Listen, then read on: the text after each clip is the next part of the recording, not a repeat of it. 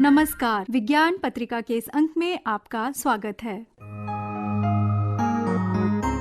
26 मई 2025 को विज्ञान भवन नई दिल्ली में आयोजित एक विशेष समारोह में भारत पूर्वानुमान प्रणाली 6 kilometre resolution global numerical modelling system को विज्ञान और प्रौद्योगिकी तथा पृथ्वी विज्ञान मंत्रालय के माननीय मंत्री डॉक्टर जितेंद्र सिंह की गर्मामयी उपस्थिति में राष्ट्र को समर्पित किया गया। पृथ्वी विज्ञान मंत्रालय के पुणे स्थित Indian institute of tropical metrology भारतीय उष्णकटिबंधीय मौसम विज्ञान संस्थान ने भारत पूर्वानुमान प्रणाली नामक इस नई वैश्विक मौसम पूर्वानुमान प्रणाली को विकसित किया है, जो पंचायत स्तर पर भारत में मौसम पूर्वानुमान के लिए एक उच्च रिजोल्यूशन करीब 6 किलोमीटर रेंज तक के लिए वैश्विक पूर्वानुमान मॉडल है। हमारे साथ हैं इस संस्थान के कुछ वैज्ञानिक जो इस सिस्टम को डेवलप करने वाली टीम में शामिल रहे हैं। मेरा नाम डॉक्टर सिद्धार्थ कुमार है। मैं भारतीय उष्णदेशीय मौसम विज्ञान संस्थान में वैज्ञानिक के तौर पर काम कर रहा हूँ। हमारे साथ हमारे ऑफिस से 2 और कलीग हैं। नमस्कार, मेरा नाम स्नेहलता तिर्की है। नमस्कार, मेरा नाम डॉक्टर मलय गनाई है। आप सभी का आकाशवाणी के स्टूडियो में स्वागत है। धन्यवाद। भारत सरकार ने मिशन मौसम लॉन्च किया था, तो ये जो आपका कार्य है ये किस तरह से एक वृहत स्तर पर इंडियन मेटेरियोलॉजिकल डिपार्टमेंट को मदद करेगा पूर्वानुमान जारी करने में और खास करके आपदाओं के समय सावधानी और बचाव के लिए? अगर आसान भाषा में इसको समझने की कोशिश अगर करें, जैसे मान लीजिए कि पहले आपके पास एक 2 मेगापिक्सल कैमरा होता था वेदर फोरकास्ट के लिए, अब हमारे पास उसकी जगह पर 8 मेगापिक्सल कैमरा है। तो जैसे मान लीजिए कि दिल्ली के ऊपर फोरकास्ट जारी करना है, तो पहले मान लीजिए कि हमारे पास 4 जगह से इंफॉर्मेशन आता था, वो 4 की जगह पे अब 16 जगह से इंफॉर्मेशन आएगा। तो हम इसलिए बोल रहे हैं कि ये रिजोल्यूशन इंक्रीज कर गया है। तो जहाँ हर एक 12 किलोमीटर पे जहाँ से इंफॉर्मेशन आता था, वहाँ अब हर एक 6 किलोमीटर रिजोल्यूशन से हमारे पास इंफॉर्मेशन आएगा। और ये जो सिस्टम है, जो अभी हमारे पास कार्यरत जो पूर्वानुमान की प्रणाली थी, उसके मुकाबले काफी बेहतर प्रदर्शन दे रहा है स्किल के मामले में। तो इसको हम लोगों ने लगभग 3 साल तक ट्राई किया है, टेस्ट किया है। उसके बाद आज इसको फॉर्मली IMD को हैंडओवर किया गया है और राष्ट्र को समर्पित किया गया है। IMD भारत मौसम विज्ञान विभाग के कार्यों से तो हमारे देश के सभी लोग परिचित हो गए हैं, खास करके साइक्लोन के बारे में जो उनके पूर्वानुमान आते हैं उसको लेकर के। लेकिन बहुत सारे ऐसे संस्थान हैं जो इतने चर्चित नहीं हैं, लेकिन वे अपने अनुसंधान कार्यों से भारत मौसम विज्ञान विभाग को सपोर्ट और सहयोग करते हैं। उसमें एक आपका संस्थान भी है। तो आपका ये संस्थान किस तरह के कार्य कर रहा है और इस संस्थान में आप सब लोगों की अलग अलग जिम्मेवारियां क्या है, खास करके अनुसंधान विकास को लेकर के? IITM एक प्रीमियर रिसर्च इंस्टीट्यूट है। यहाँ बहुत ही कटिंग एज रिसर्च होता है और हम यहाँ पर लघु वर्ग से जलवायु परिवर्तन तक काम करते हैं। हम एटमॉस्फेयर में भी काम करते हैं, हम समुद्र के भी अनुसंधान करते हैं। तो इस तरीके से अलग अलग हमारे इंस्टीट्यूट में डिविजन्स हैं जो लघु से मध्यम वर्ग के मॉडल को डेवलप करने में काम करते हैं। उसके बाद आपका एक्सटेंडेड रेंज कहते हैं उसे। वो आपके 10 से 15 दिन का पूर्वानुमान देते हैं और फिर उसके बाद मौसमी पूर्वानुमान में काम किया जाता है। और फिर हम जलवायु परिवर्तन में भी काम करते हैं, जो कि 200-300 साल के आगे का प्रेडिक्शन देते हैं। और इसी तरीके से ऑब्जर्वेशंस भी किए जाते हैं जो इन फ्लाइट मेजरमेंट कहते हैं, और क्लाउड सीडिंग एक्सपेरिमेंट्स होते हैं। बहुत अलग अलग तरीके के जो भी हमारे वेदर और क्लाइमेट रिलेटेड जो भी रिसर्च है वो किए जाते हैं IITM में। मेरा कॉलीग ने जो बताया उसके ऊपर मैं यही ऐड करूंगा कि अल्टीमेटली मतलब हमारा एम यही है कि मतलब शॉर्ट एंड मीडियम रेंज से लेके पूरा क्लाइमेट स्केल तक, फॉर एग्जांपल अगले 2-3 दिन वेदर कैसा रहेगा वो भी देखते हैं, प्लस आज से 200-300 साल बाद में क्या होगा उसका भी रिसर्च वर्क हमारा इधर होता है। और इन बिटवीन ऑब्जर्वेशन नेटवर्क वो भी एक हमारा मॉडलिंग का पार्ट है। तो ऑब्जर्वेशन नेटवर्क का भी एक बहुत ही बड़ा ग्रुप है एक्चुअली, वो they are the largest group in our institute. वो लोगों का पूरा इंडिया में ऐसे बहुत जगह पे ऐसे कटिंग एज जो ऑब्जर्वेशनल नेटवर्क है वो बहुत ही, फॉर एग्जांपल महाबलेश्वर में है ऑब्जर्वेशनल नेटवर्क, और अभी जैसे ART में भोपाल में एक मॉडल ऑब्जर्वेशनल नेटवर्क एस्टेब्लिश हुआ है जहाँ पर ऑल ओवर द ईयर मतलब एक डेडिकेटेड ऑब्जर्वेशनल नेटवर्क है जो पूरा साल भर में उधर वेदर कैसा है, all the other atmospheric observation वो लेते रहेंगे। और इसका साथ ही हम लोग का एक ये है कि एटमॉस्फेरिक केमिस्ट्री वो भी एक इम्पोर्टेंट पार्ट है हमारा वायुमंडल का, तो उसके लिए भी एक अलग एक डिवीजन है जो इसके ऊपर अनुसंधान करते रहते हैं। ये तो आपने अच्छी बात बताई, लोगों को ये समझ में आएगा कि यहाँ किस तरह के कार्य इस तरह के अनुसंधान संस्थानों में हो रहे हैं। एक चीज होती है कि जब हम मौसम पूर्वानुमान IMD द्वारा दिया जाता है और बहुत तरह के ऐप भी हो रहे हैं, कहा जाता है कि डाउनलोड करके आप वहाँ से जानकारी ले सकते हैं, SMS सर्विसेज भी है। लेकिन भारत एक कृषि प्रधान देश है अभी भी। अगर कोई जरूरतमंद किसान जो कि सबसे ज्यादा प्रभावित होता है, चाहे अतिवृष्टि हो, बाढ़ हो, सूखा हो, उस सब के लिए उसको वो जानकारी उस तक पहुंचाने के लिए उसकी भाषा में क्या इस तरह के भी कोई कार्य हो रहे हैं? देखिए, जहाँ तक हमें जानकारी है तो रीजनल लैंग्वेजेस में, क्षेत्रीय भाषा में भी ये सब सूचनाएं जो हैं उपलब्ध कराई जाती हैं। तो उनके लोकल लैंग्वेज में भी ये सब सूचना आती है और SMS सर्विसेज हैं। तो इसमें मुझे लग रहा है कि कोई ऐसी परेशानी वाली बात नहीं है। सिर्फ लोगों को अवगत कराना है कि ये सुविधाएं उपलब्ध हैं और वे कहां से इसे प्राप्त कर सकते हैं नियमित रूप से। मैं ये बताना चाहूँगा कि IMD, ये भारत मौसम विज्ञान संस्थान जो है, उनका काम है पब्लिक आउटरीच का, पब्लिक के पास जो इन्फॉर्मेशन वेदर फोरकास्ट से रिलेटेड है उन पहुँचाने का। हम लोग उनकी बैक एंड टीम की तरह काम करते हैं। तो हम लोग जो मॉडलिंग सिस्टम विकसित करते हैं उसके आधार पर जो मौसम पूर्वानुमान जो जारी किया जाता है, जो IMD करती है, उसके पीछे का जो गणित है वो हम लोग करते हैं। तो हम लोगों का काम है कि ये सिस्टम डेवलप करके उसको अच्छे तरह से ट्राई करें, वैलिडेट करें और उस सिस्टम को फिर हैंड ओवर कर दें IMD को। तो जो प्रोग्राम था वो उसी से संबंधित था जो हम लोगों ने भारत फोरकास्ट सिस्टम डेवलप किया था।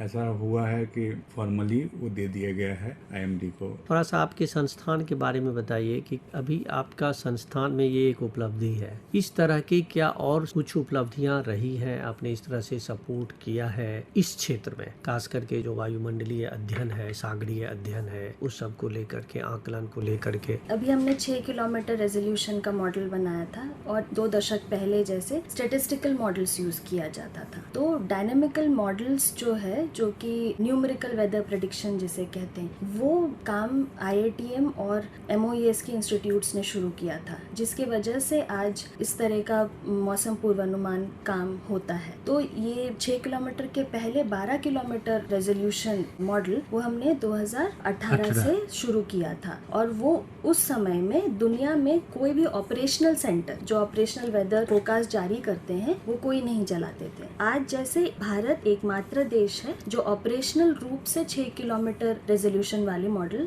चलाता है। तो NWP के काम में, जो न्यूमेरिकल वेदर प्रेडिक्शन के काम में, IITM का पूरी दुनिया में ही एक फ्रंट रनर रहा है। भारत मौसम विज्ञान विभाग के निदेशक के साथ इसी स्टूडियो में बातचीत की थी। खास करके हमारा विषय था मानसून। क्योंकि मानसून के पूर्वानुमान की घोषणा हो गई थी, अमूमन 1 जून को आया था। उन्होंने बताया था कि इस बार एल नीनो नहीं है, फैक्टर नहीं है, तो निगेटिव है, तो इसलिए मानसून पर प्रभाव जो है वो पॉजिटिव है, वो 104% होगा और वो 27 मई को आएगा। फिर अचानक हमने देखा कि वो 24 मई को आ गया, केरल में आ गया। तो ये जो मौसम का जो अनप्रिडिक्टेबल मूवमेंट हुआ है और जो आकलन पहले किया गया और ये आकलन अचानक चेंज हो गया और अचानक तेज तूफान, आंधी आने से कई हवाई जहाज भी हम लोगों ने देखे कि वो डैमेज हुए, कई फ्लैट्स की खिड़की शीशे डैमेज हुए। थोड़ा सा मौसम के अध्ययन के बारे में बताइए कि ये जो इस तरह से चेंज हो जाता है, खास करके भारत जैसे देश में इस मौसम अध्ययन का क्या ऐसा सिस्टम हुआ है या क्या योजना है कि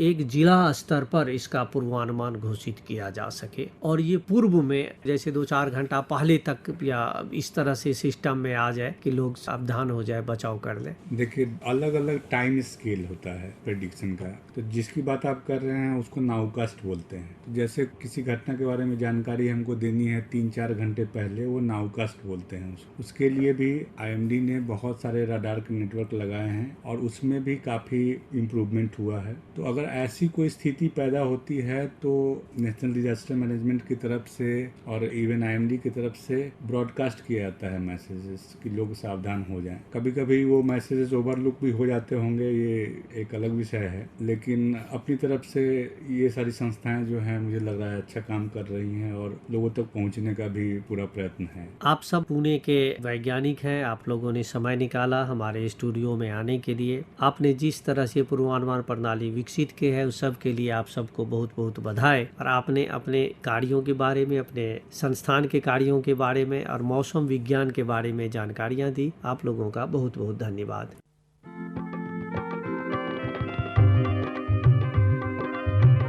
फंडा क्या है? दादाजी चलिए ना, बाहर चलते हैं। आज हम रात को बाहर ही सोएंगे। जिद मत करो सुभाष, हम कल भी तो बाहर सोए थे और मैंने तभी कहा था कि आज अमावस की रात है तो हम आज बाहर नहीं सोएंगे। पर क्यों ना दादाजी, मौसम कितना अच्छा हो रहा है, बाहर सोने में कितना मजा आएगा। अमावस हुआ तो क्या हुआ, वो तो हर महीने आता है। सुभाष मेरी बात मानो, आज बाहर चांद नहीं है और बहुत ज्यादा अंधेरा होगा, हम आज बाहर नहीं सोएंगे बस। क्यों, आज चांद क्यों नहीं है? कल तो था, पर आज क्यों नहीं है? क्योंकि आज सूरज की रोशनी चांद के दूसरी तरफ पड़ रही है। क्या? इसका क्या मतलब? अरे इसका मतलब तभी बताऊंगा जब तुम बाहर जाने की जिद छोड़ दोगे। हाँ अच्छा प्रॉमिस, आज हम अंदर ही सोएंगे। अब आप बताओ ना कि आपका मतलब क्या था जब आपने कहा कि आज सूरज की रोशनी चांद की दूसरी तरफ पड़ रही है। अच्छा तुम ये पहले बताओ कि चांद की रोशनी कहाँ से आती है? चांद तो सूरज की रोशनी को रिफ्लेक्ट करके हम तक पहुंचाती है ना। अरे बिल्कुल सही। अब ये बताओ कि चांद का आकार हर रात पे रात बदलता क्यों रहता है? पता नहीं, मैंने तो कभी इस बारे में सोचा ही नहीं। अब आप बताओ ना कि ये चांद का आकार हर रोज बदलता क्यों है? और आज चांद है ही नहीं, क्या इसका मतलब कि वो कहीं चला गया है? अरे नहीं बरखुरदार, चांद भला कहीं जाएगा? देखो होता क्या है कि जब सूरज की रोशनी चांद के ऊपर पड़ती है तब चांद का वो वाला हिस्सा जो कि सूरज की तरफ होता है वो चमकता है, जबकि उसके पीछे वाले हिस्से पर बिल्कुल रोशनी नहीं पड़ती। और चूंकि हम अलग अलग दिन में चांद के अलग अलग हिस्से को देखते हैं, हमें ऐसा लगता है कि चांद का आकार बदल रहा है। मतलब ठीक से समझ में नहीं आया। अच्छा देखो, उदाहरण के तौर पर एक बॉल ले लेते हैं।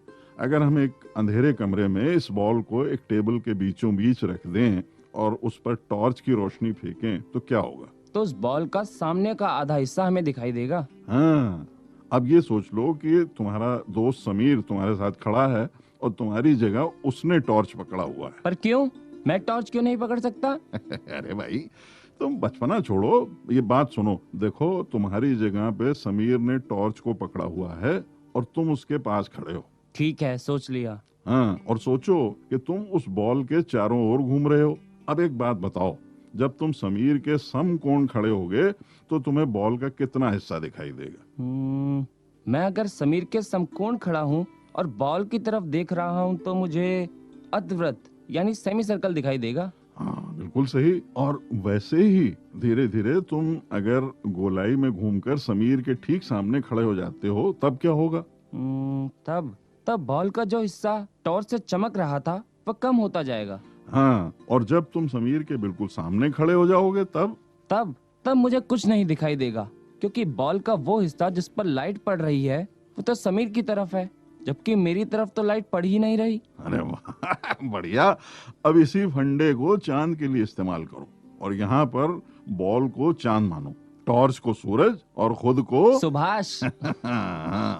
और खुद को सुभाष या पृथ्वी। तो जिस तरह से पृथ्वी के चांद के चारों ओर घूमने से पृथ्वी पर रहने वाले लोग यानी हम लोग चांद का सिर्फ वही हिस्सा देख पाते हैं जिस पर सूरज की रोशनी पड़ती है, तो जैसे जैसे पृथ्वी घूमती जाती है उसी प्रकार चांद का रोशन हिस्सा कम होता जाता है।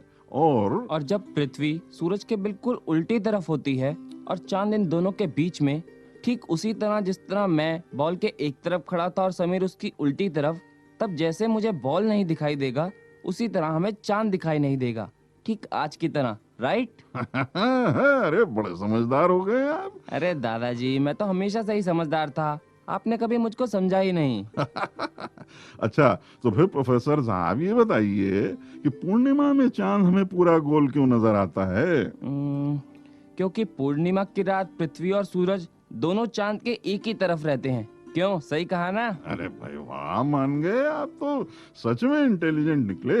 अब जल्दी से अपने कमरे में जाके सो जाओ, नहीं तो कल स्कूल के लिए देर हो जाएगी। अरे दादाजी, मैं इतना इंटेलिजेंट हूँ, मुझे स्कूल जाने के लिए क्या जरूरत? अच्छा, मुझसे होशियारी? हाँ अभी दिखाता हूँ, इधर आओ। नहीं दादाजी, नहीं मैं आपकी बात मानता हूँ, मैं तो गया सोने।